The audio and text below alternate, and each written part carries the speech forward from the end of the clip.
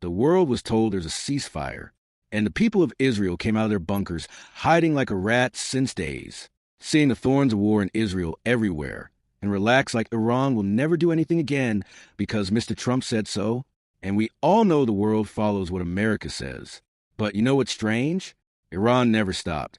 In fact, after the so-called truce, Iran launched a bold missile strike targeting Israeli positions, even retaliating against U.S.-linked assets in the region.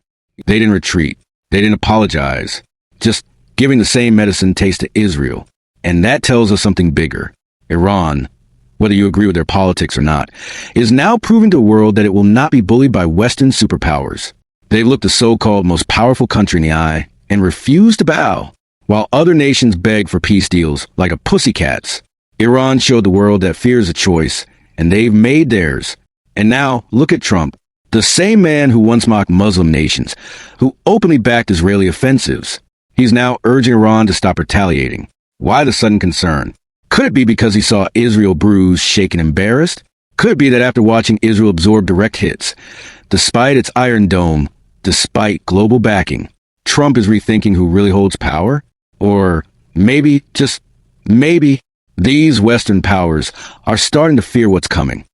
If the Muslim voice grows louder, their long-planned global narrative begins to crumble. Why are they pushing for chaos?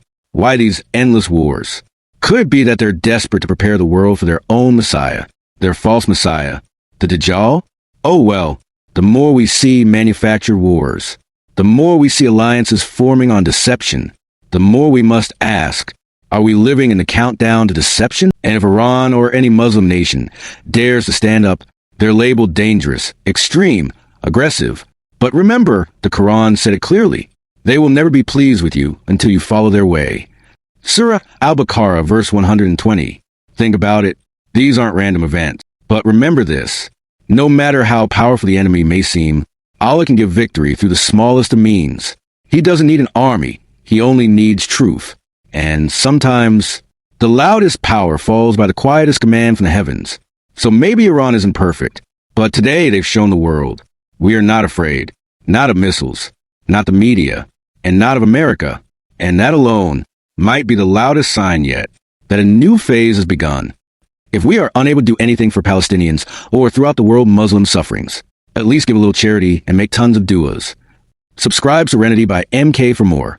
On this very channel, Serenity by MK, we expose what's hidden and we reflect on what truly matters. How to prepare for Akira, how to receive mercy from our Creator. Subscribe now, and don't miss the deeper truth that's about to unfold.